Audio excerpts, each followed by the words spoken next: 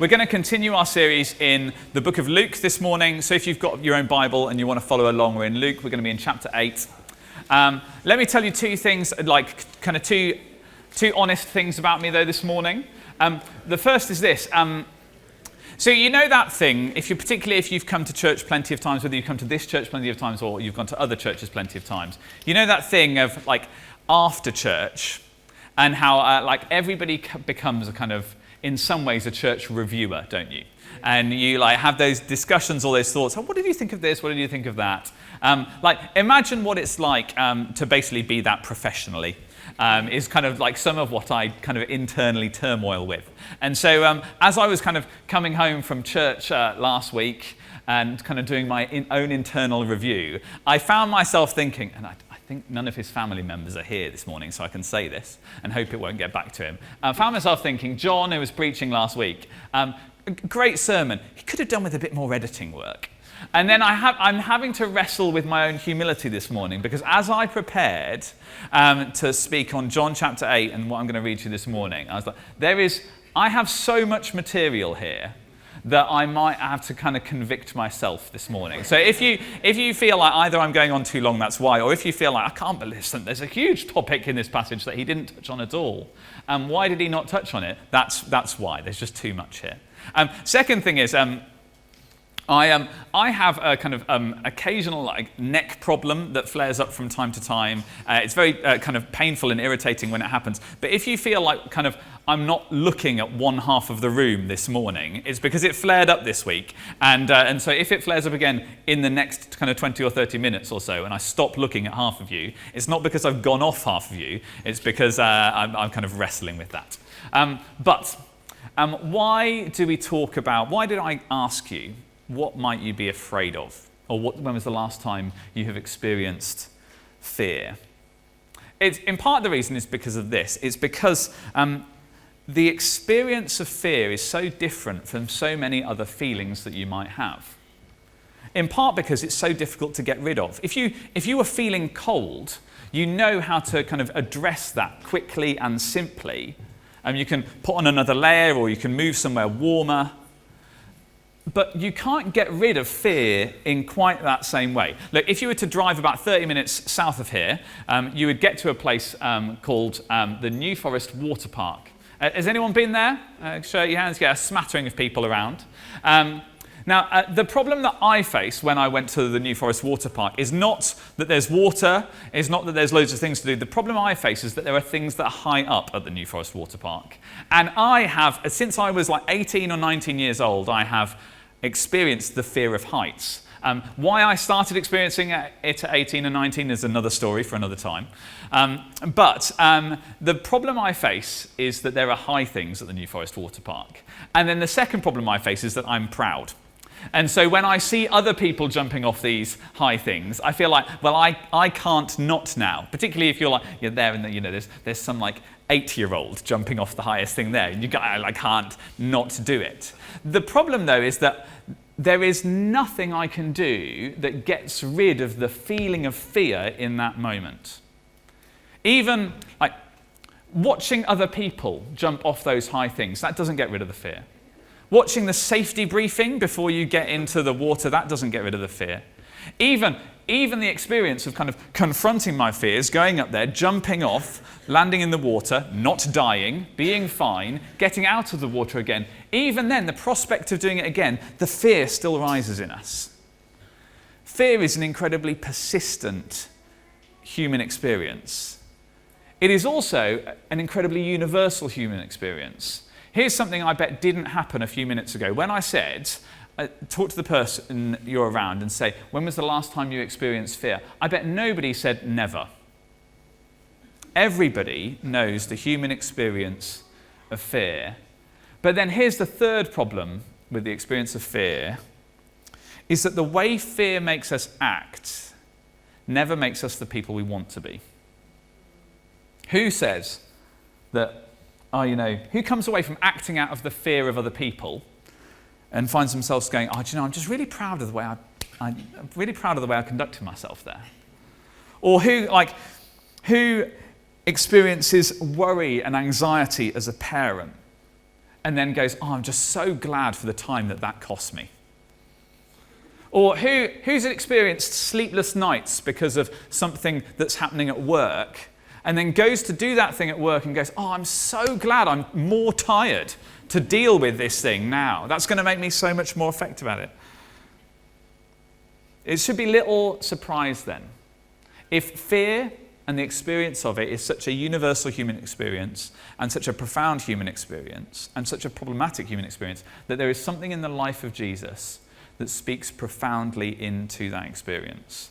And that is exactly what we see in Luke chapter 8, verses 22 to 25. I'm going to read those now. Luke chapter 8, 22 to 25. One day he, that's Jesus, got into a boat, and his disciples and he, with his disciples, and he said to them, let us go across to the other side of the lake. So they set out. And as they sailed, he fell asleep. And a windstorm came down on the lake, and they were filling with water, and they were in danger. And they went and woke him, saying, Master, Master, we are perishing. And he awoke and rebuked the wind and the raging waves, and they ceased, and there was a calm. And he said to them, where is your faith? And they were afraid, and they marveled, saying to one another, who then is this, that he commands even the winds and the water, and they obey him? Jesus has become increasingly popular at this point in his life. There are crowds gathering to him at all sorts of different places, even to the extent that a few sentences before the passage we've just read, there were so many people around Jesus that his family were no longer able to kind of get near him to try and see him. And so one of the ways that he'd been trying to address the number of people that he had been addressing was that sometimes he would teach from a boat whilst there were loads of people standing on the shoreline. And it's at the end of one of these kind of days of teaching that Jesus climbs into a boat with his disciples and they head off to the other side. And this storm descends. This is happening on what's described here as a lake, is also known as the Sea of Galilee. The kind of strange geography of the area means that storms could happen very suddenly on the Sea of Galilee. That was a known thing at the time, and it's a known thing now. And that's exactly what does happen. A storm descends quickly enough that the people, the disciples, the followers of Jesus who were manning the boat that he was on, were afraid to the point of being afraid of their lives. And we've got to remember here that the people who are afraid are not idiots. There's plenty of times in the accounts of Jesus' life where you're reading and you go, the people around him, the disciples, they are idiots. But in this particular circumstance, they're not. I have a very limited sailing experience. I have kind of been in what gets called a dinghy a couple of times. Here's a picture of me in a dinghy. The reason I was there, though, is because I've got a couple of friends who are very experienced sailors. My friends Jake and Rosie. Jake is like a sailing instructor, and actually now is like a sailing instructor to Olympic level sailors. So he's properly good at sailing. And Rosie's one of those people who kind of sailed ever since she was this big. And so she's properly good at sailing as well. I am not. I'm so not good at sailing, in fact, that the next slide will show you how I looked after a brief spell of sailing, because I don't know what I'm doing, and so that I don't even now I don't know what I did wrong, but I ended up with a large metal pole in my forehead.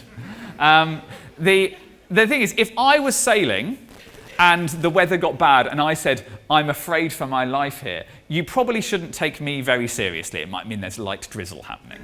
If Jake and Rosie said, the weather's got so bad that we need to be afraid for our lives here, you should take them seriously.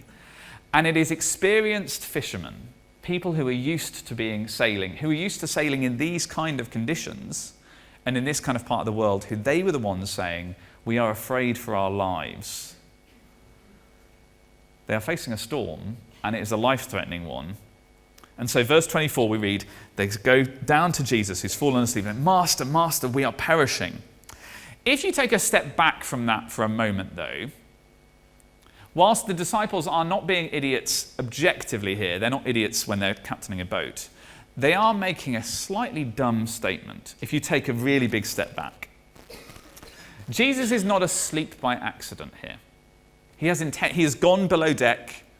He is asleep comfortably. If you brought with you a pillow this morning, and as I started talking, you kind of snuggled up and then took a blanket out of a bag and kind of wrapped yourself up, you are making a statement of intent, aren't you? You haven't fallen asleep by accident. Jesus is not kind of unconscious by accident here. He has fallen asleep because he wanted to fall asleep. And we're going to find out in a few moments that he has control over the wind and the waves. If he has control over the wind and the waves, he knew what they were going to do. But they're telling Jesus this as if it's news to him, but it's not. But when they do, when they wake him up and say, Master, Master, we're perishing, what happens? Verse 24. Jesus awoke, and he rebuked the wind and the raging waves, and they ceased, and there was a calm. He rebuked them. Think about that for a second. If you're rebuking someone or something, well, you don't rebuke something, do you? Other than maybe a pet. But if you rebuke someone, it's somebody who's subordinate to you, who's beneath you. And Jesus has the power to rebuke the weather. And not only that, they do exactly what he says. The waves died down immediately. Do you know why it says the wind and the waves died down immediately? Is because there's a first order thing and a second order thing there. And Jesus has the power over both. The windstorm had descended on the sea, and when the windstorm descends on the sea, it means it causes loads of waves.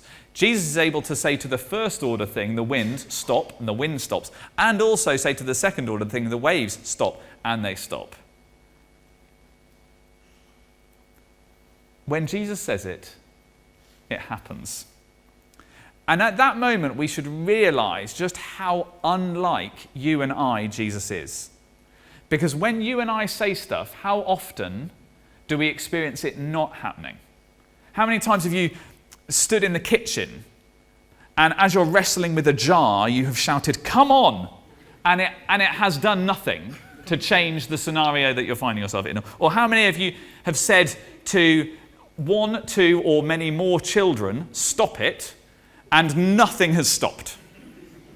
Or you've spoken to a friend or a loved one, and you've said to them the words, "Don't worry," and they have had absolutely no tangible effect on the scenario. Or perhaps maybe the most ineffective words ever uttered by human beings are the words said to a couple of angry people, "Calm down," which have never ever caused anybody to calm down. When we speak, so often we experience our words not working. That never happens with Jesus. He says to the wind and the waves, "Stop, peace, be still," and immediately it happens. And that is not an accident that is how this works. We're going through the account of Jesus' life written by Luke. And we've been spending the first half of this series looking at things Jesus did, and we're going to look at the second half looking at things Jesus said. Is this a story of something Jesus did or something Jesus said? Yes. This is something Jesus said, and it was. And that is not an accident, because Luke was writing this so that this whole book, so that you could have certainty, so that you could know who Jesus is, who this guy who's sleeping in the bowels of this boat is. And he is the kind of person who, if he says something, it happens. And that has happened before. That has happened at the very beginning of the Bible. When somebody said, and it was, and said, and it was, and said, and it was. When somebody said, "Let there be light," and there was light. When somebody said, "Let there be land," and there was land. When somebody said, "Let there be vegetation," and there was vegetation. When somebody said, "Let there be animals," and there were animals. Luke wants you to know that only once before in this book has there been somebody who, as he says something, it happens. And that person is in this story right now, in the bowels of this boat, fast asleep. That Jesus is the one who began it all. And when the people who have woken him up realized that, do you see how they reacted? They were more scared of Jesus than they were of the storm in the first place. Verse 25. And they were afraid and they marveled. That word marveled could mean marveled or filled with wonder or filled with awe. They were afraid and they marveled, saying to one another, "Who then is this, that he commands even the winds and the water and they obey him?" Jesus commanded the winds and the water and they obey him. He didn't ask God to calm the storm. And in fact, that's what Jesus has done through lots of the first 8 chapters of Luke's account of his life. He commands demons to do things and they obey. He commands diseases to do things and they obey. And now he commands the weather to do something and it obeys. And here's the first thing I think we really need to think of, and maybe think of in a way that is the kind of mood killer of a question. If demons, diseases, and the weather, when they hear Jesus say something, obey him, probably you and I should as well. Jesus says stuff. Do we obey? Do we obey in the way that means we see Jesus the way that those disciples saw Jesus in that moment, where they were filled with awe, but also fear of what he was like? Do we have a kind of hairs standing up all over our skin kind of reverence when Jesus says something? Or do we treat his commands with a kind of laissez-faire, casual relaxedness that means if those commands are inconvenient to us, we provide little excuses for ourselves? Oh, it's okay to occasionally drink more than I know I should because it's not that big a deal, is it? Yeah, I know what God says about sex outside of marriage, but I'm an adult. Chill out. It's not a big lie. It's just a slight exaggeration. And actually, it's just a slight exaggeration that means when I'm applying for the next job, that they'll match my salary, and then it's all good, isn't it? It's like, this is just the way the world works.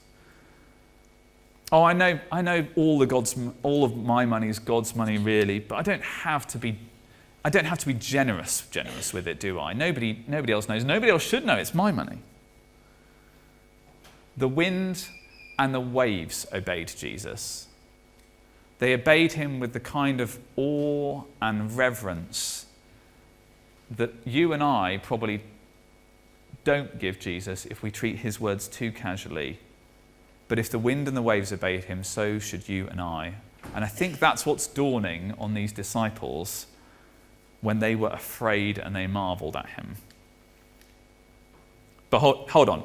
There might be that plenty of us are objecting to that at some point and going, well, isn't what we're supposed to experience is not the fear of God, but the love of God? Isn't what Christians are supposed to experience the overwhelming effects of God's love for us, not the overwhelming experience of God's fear being kind of raising up on us? And that's a very good question. I hope I can go some way of addressing it in just a couple of minutes. And that is to say that I genuinely do not believe that fear and love are mutually exclusive from one another. And I don't think the Bible says that they are either. Let me show you 2 passages from the Old Testament I think that help with this. Firstly, Proverbs chapter 9 verse 10 says this: "The fear of the Lord is the beginning of wisdom, and the knowledge of the Holy One is insight." Proverbs there, it doesn't say that the fear of the Lord is the end of wisdom or is the totality of wisdom. But if you want to begin to live wisely, if you want to know how to walk through this life with all of its millions of decisions in a way that is the right way, the best starting point is fearing God. And then Psalm 130 verse 4, and I think this is really powerful, says this: "But with you," the psalmist is talking to God here, he says, "but with you there is forgiveness, that you may be feared." Do you see what that's saying? It's not, he doesn't say, with you there is wrath that you may be feared, or with you there is power that you may be feared, or with you there is anger that you may be feared. No, the psalmist says, with you there is forgiveness that you may be feared. If if the understanding of how much God has forgiven you and I takes hold of us, it creates in us such an overwhelming experience of how good God has been to us that on some level, there is fear that's generated to that. There is awe, there is marveling that is generated to that, not just comfortableness, not just relaxed. You see, his might makes his tenderness more powerful, and his power makes his tenderness more incredible. Sometimes I think that Christians who are older than you and I are were better at understanding this. Christians from a bygone era, maybe. Like, there's a very famous example there's a very famous line in the Narnia books, in The Lion, the Witch and the Wardrobe, where C.S. Lewis, who's writing as a Christian, it describes Mr. Beaver describing Aslan, who's the God character in the books. Sorry, spoiler alert. Mr. Beaver describes Aslan by saying, he's not safe, but he is good. That's the God that C.S. Lewis knew. Or maybe another one is John Newton, who's the guy who wrote the song "Amazing Grace."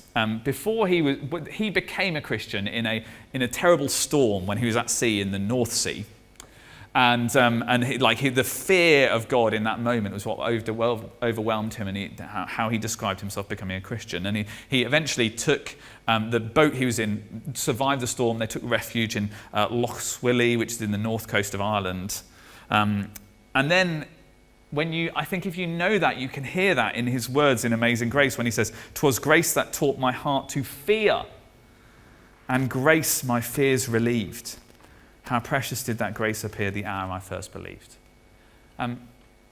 Maybe it's like, so this is why this is here. Have you ever had that experience when camping in the rain at night? And maybe you went to bed, and you went to bed and everything was fine. It was sunny, it was lovely, you had lovely days camping, and then the storm descends in the middle of the night, and then you're lying there in a tiny tent. There's just a sheet of canvas protecting you from the world outside, and it starts raining. And the tent has a way of amplifying how loud rain is, doesn't it? So even light drizzle feels like I'm in Luke chapter 8, and I'm start praying, God, I think I might be about to die with my family, and it's just drizzle. But it keeps going, and it gets louder and louder, and then you can't believe how loud it is. And Jesus is both the storm and the tent.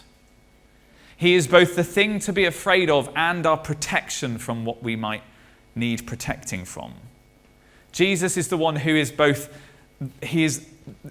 love and fear are not mutually exclusive from one another. And if we wrap our heads around that, we respond to Jesus the way the disciples did here. His might becomes more powerful because of his tenderness, and his tenderness becomes more impressive because of his might.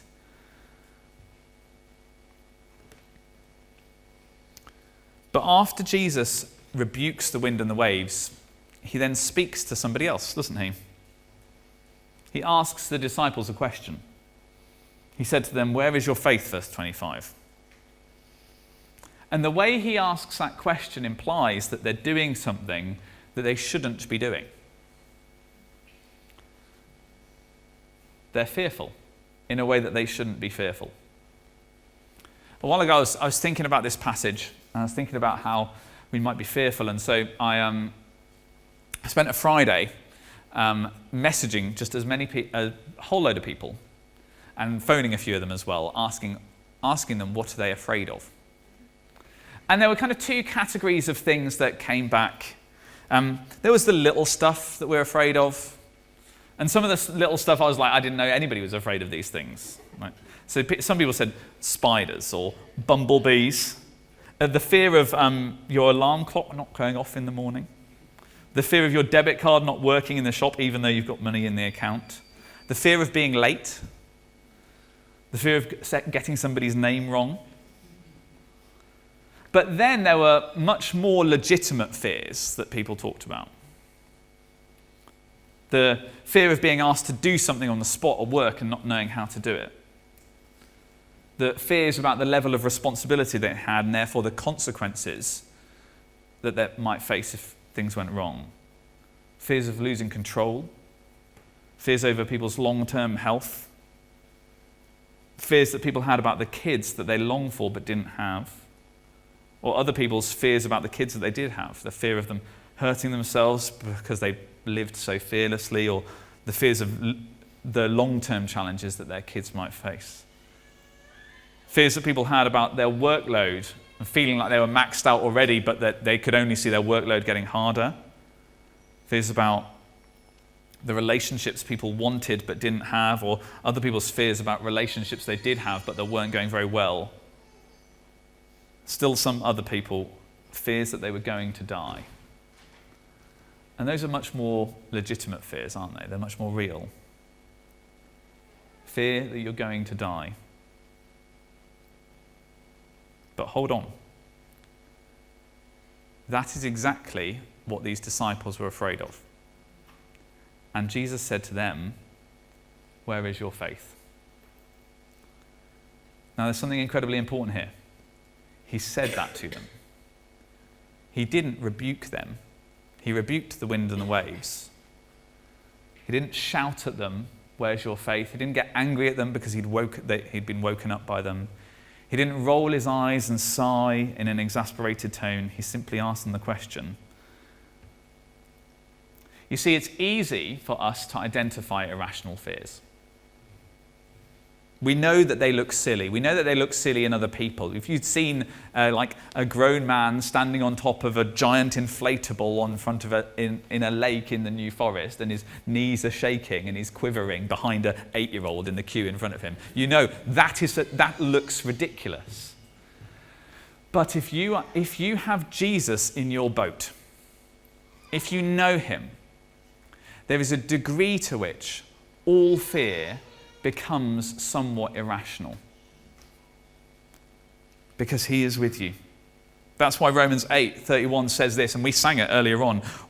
What then shall we say of these things? If God is for us, who can be against us? The disciples had lost track of the fact of who was in the boat with them, and the person in the boat with them was the person who could say something and it is. Say something and it is. Say something and it is. And that person has only shown up once before in the Bible. But once he showed up, he never went away. You see, fear festers if we forget the power of Jesus over the storm, and if we forget that Jesus is in the storm with us. But hold on, I think there might be one more objection, in addition to the objection of can fear and love really coexist with one another? There's another objection here. Is like, well, wouldn't it be easier for God to just keep us out of the storm in the first place? Because there might be plenty of people here who are going, David, you do not appreciate the fears that I have, the fears that I go through, the storms I'm in, and they are extremely real. And I want to know, why is Jesus letting me go through this storm? And the moment you ask that question, you're asking a brilliant question. But it also, if you ask that question, up until that moment, I think verse 25 is the hardest verse in this passage, when Jesus says to people who are afraid for their lives, "Where is your faith?" But if you start wondering, why wouldn't Jesus spare us the storm? Then verse 22 becomes the most challenging words in this passage. One day, he got into a boat with his disciples and he said to them, "Let us go across to the other side of the lake." Jesus sent them into this storm. And if he has the power over the wind and the waves, if he can say a word and they go quiet, Jesus knew what storm he was sending them into. And that means that there is something more important to God than keeping you and I comfortable. He is more profoundly interested in you and I knowing him in the midst of the storm than keeping us out of it. And in fact, he's almost certainly saying there are ways in which you can know me in the storm where you really would not know me if your life was as comfortable as you want it to be. There are certain things you can only learn in adversity. That storms are classrooms where he teaches us what he is like. Everybody wants to experience miracles, don't they? In fact, like the first few chapters of Luke's gospel kind of make you long for miracles. But do you realize the number of problems that there have to be in order for miracles to occur? Jesus begins these are the stories of miracles in the beginning of Luke. Jesus heals a man who has an unclean spirit. He heals a woman who has a fever. He cleanses somebody who suffers from leprosy. He heals a paralyzed man. He heals a man with a withered hand. That's just the first 6 chapters. Do you long for any of those problems?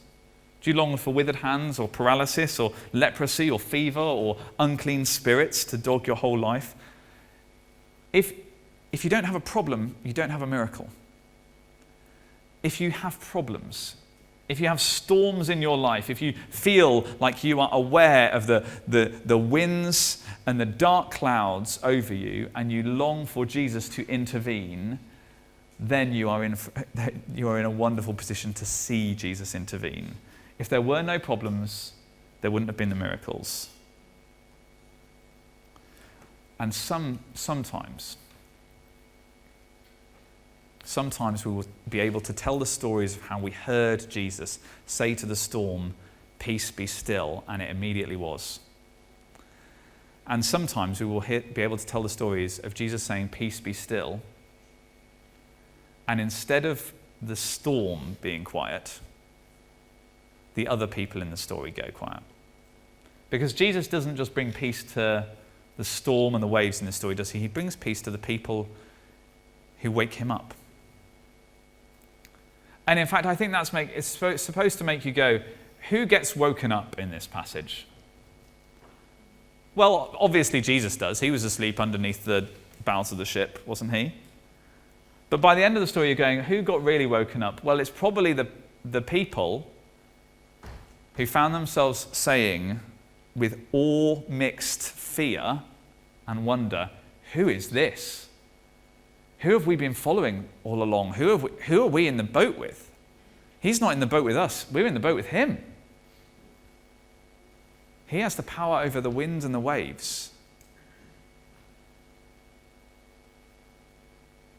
Look, let me finish here. Before we're going to pray for some storms and pray for some peace in a few moments' time. But before we get there, I'm not the first to notice this. Loads of commentators have, but there is a similarity going on here, in this passage between an Old Testament one and what we're reading here. And it's not just that similarity between the opening chapters of Genesis and what happens here, about how God speaks and something happens, and how Jesus speaks and something happens here. But there's also a similarity between the book of Jonah and what's going on here. Both Jonah and Jesus were prophets, who both were heading in direction towards Gentiles at this time. They were both woken up by sailors who were afraid for their lives.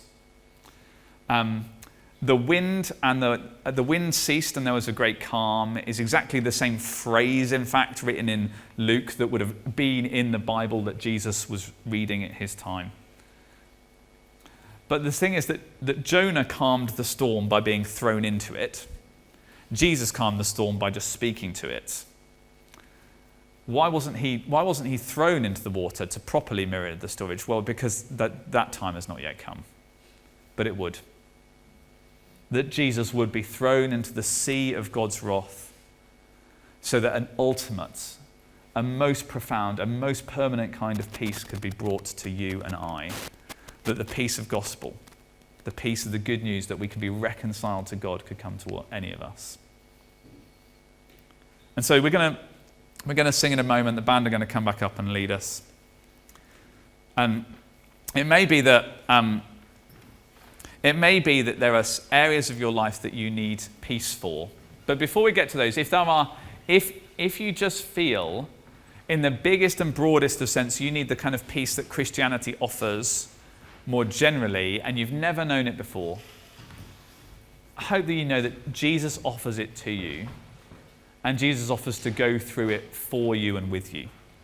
That he would die on the cross in your place and forgive you all your sin. That the ultimate kind of peace that we long for and need, Jesus brings to us.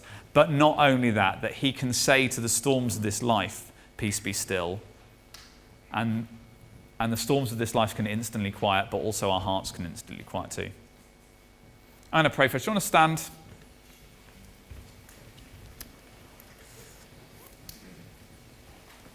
There is nobody here who has never feared. And so whatever you fear, whatever has caused you to worry, whatever has made you act out of fear and you've felt the negativity of that response, take a moment, hold it out to God.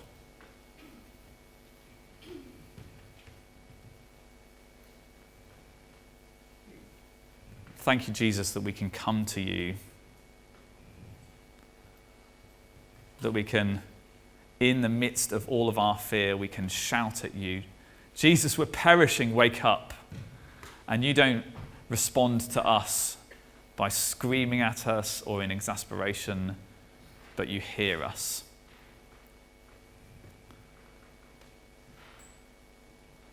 That you hear us and you would say to the wind and the waves, peace, be still. And so, God, we hold out to you the things that we're afraid of and we say, Lord, please bring peace, bring stillness. And God, we're honest enough to say that we don't actually just need stillness and peace in these situations. We need it in our own hearts. That we need to understand more how you are, that you are the one who is good, but you are not safe. That you are the one who is mighty and is also tender. That you are the one who can calm the storm. And you are the one who offers forgiveness. We love you, Lord, and we worship you as the God of the storm. Amen.